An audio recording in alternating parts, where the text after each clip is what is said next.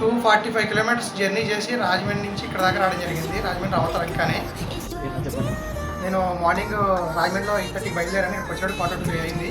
So 45 to 60 minutes 1 hourలో చేసి ఇచ్చేసారు. Service బాగుంది, మాట్లాడటం బాగుంది, ఫ్రెండ్లీగా మాట్లాడుతున్నాను.